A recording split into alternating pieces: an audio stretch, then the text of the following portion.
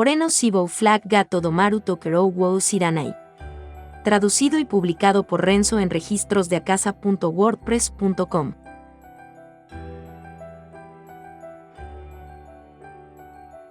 Volumen 4. Capítulo 3. Punto de vista de Harold. Aunque Harrison estaba exagerando cuando usó palabras como salvación, la orden que dio fue, como se esperaba, recolectar tesoros esparcidos por todo el reino. En general, esos tesoros, incluida la espada legendaria de la familia Griffith, eran solo diferentes tipos de armas. Aunque algunos de ellos caerían temporalmente en manos de Harrison, terminarían perteneciendo al grupo del protagonista.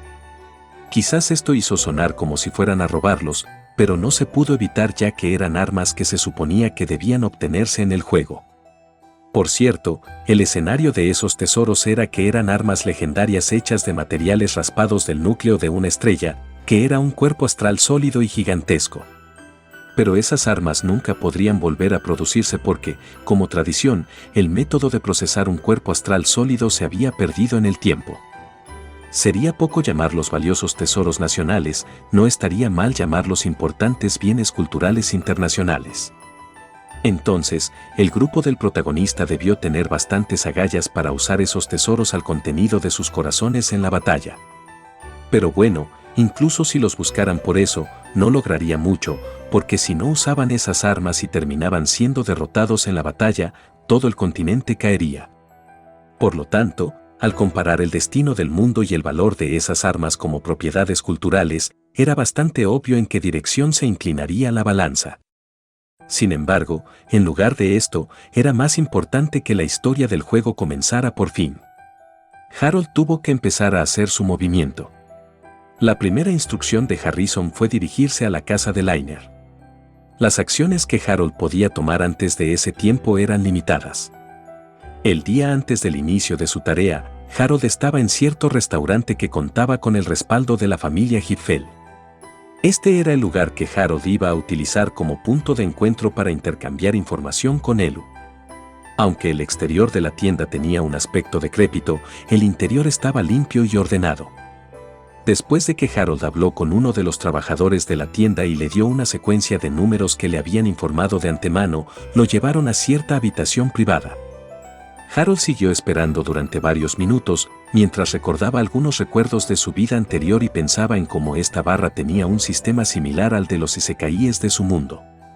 En poco tiempo, la puerta de la habitación privada se abrió y entró la persona que Harold estaba esperando. Elu ahora básicamente se estaba quedando en la base de Frieri. Sin embargo, le había dicho a Harold que cuando quisiera hablar con él, tenía que hacerlo en este restaurante. Como era de esperar de él, se había presentado precisamente en el momento en que ambos habían acordado. Pero todo ese profesionalismo hizo que Harold se preguntara qué tan bien oculta y elaborada era la red de información de Elu. Hola, lamento haberte hecho esperar. Date prisa y siéntate. Como siempre. Directo al grano, sin saludos. Elu tomó asiento, luciendo un poco exasperada. Antes de llegar al tema principal, había algo que Harold tenía que confirmar. ¿Es realmente seguro hablar aquí? Lo garantizo. Las personas están limpias y están siendo monitoreadas constantemente en caso de que aparezca alguien sospechoso. Si hay algún problema, seremos notificados de inmediato. Si Elu dijo eso, probablemente estaba bien. Con ese pensamiento, Harold comenzó a hablar de sus planes para el día siguiente y los días posteriores. Mañana, dejaré la capital real por órdenes de un hombre llamado Harrison. ¿Lo conoces? Por supuesto, recientemente se convirtió en ministro de defensa del reino. Eso es el resultado de Justus moviendo los hilos detrás de él. Aunque no sé si el propio Harrison es consciente de eso, dejar la capital real también es parte de uno de los planes de Justus. Eso huele a problemas. ¿Cuál es el objetivo? Es para ir a robar una espada preciada en cierta casa privada. Ese tipo de trabajo improvisado no parece algo que harías, Harold. No te molestes con eso. No mostraremos a Harrison nuestras caras ni hablaremos con él, y ejecutaremos sus órdenes mientras actuamos como muñecos autómatas que no pueden comunicarse. En otras palabras, Harrison no sabe que no eres una de esas muñecas. Además, ¿quiénes somos nosotros exactamente? Hay otras dos personas y, a diferencia de mí, son marionetas reales que Justus hizo al experimentar con los cuerpos de personas de la tribu Stellar. Como dije antes, no pueden comunicarse de ninguna manera y creo que sus emociones se han eliminado por completo. Por eso, no sienten miedo y se han convertido en soldados que simplemente ejecutan las órdenes que les dan sin preocuparse por la muerte. Aunque Harold explicó eso, no hubo cambios en la tez y la expresión facial de Elu. Algo de este nivel probablemente no era suficiente para agitarlo. Para Harold, eso era una prueba de que era fuerte, no a medias en sus acciones y que no sería de los que se esconderían cuando se presentara una pelea real. Era un aliado muy confiable. Si Elu abandonara su puesto, las cosas se volverían muy difíciles de inmediato y ciertamente, tanto que Harold incluso se arrodillaría para mantenerlo de su parte. ¿Hay algo a lo que prestar atención con respecto a esas dos personas? Justus puede moverlos a voluntad con sus órdenes y aunque supuestamente deberían obedecer mis órdenes también, sus órdenes tienen una mayor prioridad. Además, no estoy seguro de si la información acerca de que no tienen una función de habla es cierta. Ese tipo no me dio más información de la que necesitaba. En resumen, una vez más te moverás mientras conspiras contra Justus. Eso era correcto, pero que se lo contaran de nuevo hizo que Harold se sintiera deprimido. Incluso con el conocimiento de Harold sobre la historia del juego, tratar de ser más astuto que Justus y cosas por el estilo era similar a caminar en la cuerda floja. Para empezar, en este momento ya estaba ansioso por saber si realmente no había nada que estuviera expuesto a Justus hasta el momento. Entonces, ¿cómo se relaciona este asunto con Frieri? Elu se acercó al meollo del asunto. Como se pudo entender por sus palabras, Elu ya estaba involucrado en las operaciones de Frieri. Sin embargo, incluso ahora, Harold seguía sin saber cómo entró Elu en contacto con la organización. Todo lo que Harold sabía era que cuando regresó de la celebración en la familia Berlioz, Elu ya había tenido su primer contacto con Frieri. Harold no podía imaginar cómo Elu había escapado a la vigilancia de Justus, aunque no cabía duda de que lo había hecho. Según la hora y la ubicación del lugar, Harold calculó que, para llegar a la base de Frieri en ese periodo de tiempo, Elu tenía que haberse puesto en marcha 1 o 2 días después de la cita de 3 vías que tenía en la capital real. Sin embargo, el propio Harold sabía que Elu no había hecho tal cosa. Así que Elu probablemente había usado el poder de la organización Hifel. Pero, aún así, pensó Harold, ese grupo está realmente fuera de la norma. Un hombre pelirrojo llamado Liner y una mujer rubia llamada Colette probablemente nos perseguirán después del robo. Eso es específico. ¿Los conoces? Algo como eso. Entonces, de ahora en adelante, apoyarás a esas dos personas como Frieri. En otras palabras, ¿nuestro trabajo se limitará a esto? Sí. Además, todo lo que te diré es que esto está relacionado con ese antiguo deseo tuyo. Ya veo. Si es así, me dedicaré por completo a ocuparme de ese asunto. Hazlo. Sin embargo, esta vez está bien simplemente familiarizarse con ellos. Además, si alguna vez te preguntan, no sabes de mí, por supuesto, tampoco me conoces.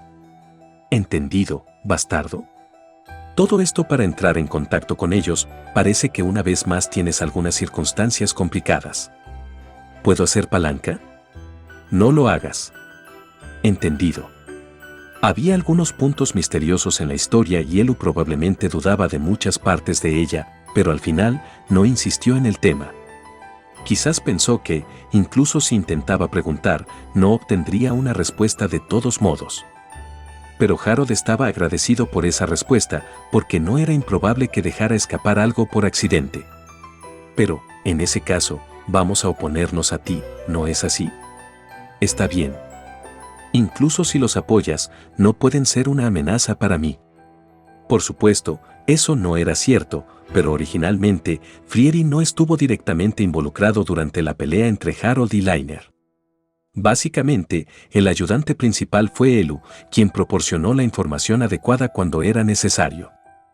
En otras palabras, su guía iba a ser importante para hacer que el equipo de Liner se moviera de la forma en que lo hacía en el juego. De hecho, no había muchas escenas en las que se confiara en Frieri en el juego. Sin embargo, existía la posibilidad de que Harold terminara en jaque mate si no existiera Frieri a diferencia de la historia original, por lo que tuvo que establecer la organización. Sin embargo, también se había convertido en una carta de triunfo para él, ya que tenía un potencial de guerra que podía desplegar a voluntad cuando se trataba de alguna crisis. Entonces, incluso si no fuera por la hipótesis de Harold, que se basó en la historia del juego, establecer el grupo aún no habría sido una pérdida de tiempo al considerar la posibilidad de que ocurriera una emergencia. Luego, habiendo discutido el lugar donde se reunirían para entrar en contacto el día señalado y las acciones que debían tomar, Harold y Elu se fueron y cada uno siguió su propio camino. Al día siguiente, Harold abandonó la capital real junto con el dúo de muñecas. Primero viajó en bote durante mediodía, y desde allí, se fue a tierra y pasó 3 días más siendo sacudido en un carruaje público tras otro. Entonces, por fin, finalmente llegó a un pueblo justo al lado del pueblo de Bruges, donde vivía Lainer. Lo primero que hizo fue instalarse en el pueblo por una noche con el pretexto de querer curar el cansancio que él y los muñecos acumulaban en su largo viaje, para ganar algo de tiempo hasta que Elu y su gente se le unieran allí. Por lo tanto, primero fue a una posada. Por si acaso, tomó 3 habitaciones, una para cada uno. Aunque Harold quería tener su tiempo y espacio privados, también estaba pensando en los otros 2. Las 2 personas se llamaban simplemente muñecas, no tenían nombre, e incluso le dijeron a Harold que no tenían sentimientos. Pero, aún así, eran seres humanos vivos, si no comían ni dormían, estarían agotados y debilitados. Además, había una escena en el juego que hacía que pareciera que sus sentimientos, que se suponía que estaban perdidos, habían regresado a ellos. Eran humanos.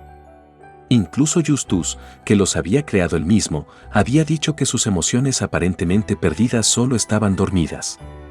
Aunque no era más que la ilusión de Harold, creía que tal vez si sobrevivían hasta el final de la historia, existía la posibilidad de que volvieran a ser ellos mismos. Así que Harold no pensaba ni podía pensar en ellos 2 como muñecos o herramientas. Quizás también se sentía culpable, pues fueron capturados como sujetos de prueba durante la pelea que ocurrió en el bosque de Blitz. Si hubiera hecho las cosas mejor, tal vez estas 2 personas no se hubieran visto arrastradas a esto de esa manera. Por supuesto, esa idea fue impulsada por sus sentimientos, porque al considerar la situación de manera lógica, era difícil decir que cualquier daño podría atribuirse a Harold. Los responsables fueron Harrison y Justus. Por lo tanto, la culpa de Harold fue un sentimiento mal dirigido. Pero a pesar de que Harold pensaba eso en su cabeza, emocionalmente, no podía convencerse a sí mismo. No obstante, no podría moverse correctamente si seguía pensando demasiado en estas cosas, así que, por el momento, la postura de Harold era decirse a sí mismo que debía considerar a los 2 como humanos tanto como pudiera. Por esa razón, Harold primero empujó a los 2 a sus habitaciones y les indicó que descansaran adecuadamente y se recuperaran de su cansancio. Si no hacía eso, tal vez se quedarían sentados en la habitación sin hacer nada hasta la noche del día siguiente. Aunque obedecían las órdenes, era bastante molesto que no tomaran ninguna acción fuera de las instrucciones que les daban. Mientras pensaba en ello, la próxima vez les ordenaría que tomaran de manera autónoma las acciones necesarias para mantenerse con vida. Harold paseó por la ciudad que visitaba por primera vez. Estaba vestido con su abrigo negro habitual, y si hubiera una diferencia que señalar, sería que, en lugar de las 2 espadas que solía tener colgando de su cintura, ahora solo había una simple ketane. Lo hizo como medida de prevención, ya que, si usaba sus armas características habituales, podría exponer su identidad cuando los verdaderos colores de las personas vestidas de negro se descubrieran en el futuro. Por cierto, no se había puesto la túnica negra que era la marca registrada del trío. Temía que lo malinterpretaran como una persona sospechosa con ese atuendo, y un trío de individuos vestidos de negro fácilmente despertaría los recuerdos de las personas. Como se había fijado que se convertiría en ladrón después de la noche del día siguiente, quería reducir tanto como fuera posible las posibilidades de que sus pasos sean seguidos por personas distintas a Lainer. Sin embargo, caminar con la cabeza expuesta lo puso un poco ansioso por ser notado debido a su extremadamente mala reputación. Pero eso parecía ser un miedo innecesario dado que era solo una ciudad rural y no parecía haber ningún dedo apuntando hacia él. Cuanto más se alejaba uno de la capital real, menos se conocía la reputación de Harold. Gracias a eso, Harold pudo salir a caminar. Pero no había nada entretenido en su paseo, no estaba haciendo turismo o cosas por el estilo, estaba examinando lugares que parecían adecuados para reunirse con Elu y buscando rutas de escape en caso de que huyera de la ciudad. En el camino, Harold se le ocurrió una idea.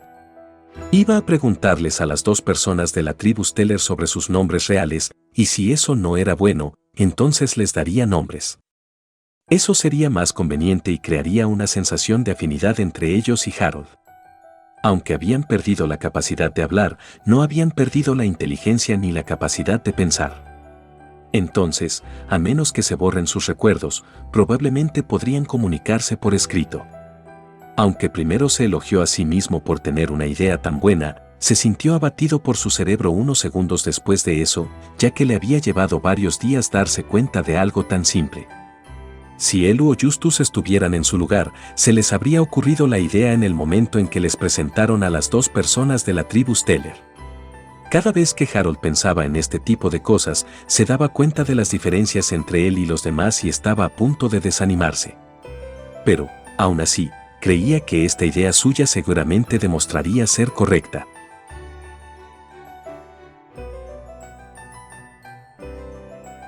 Hasta aquí llega este capítulo. Si les ha gustado, me gustaría invitarlos a que sigan la novela en la página de WordPress de Renzo.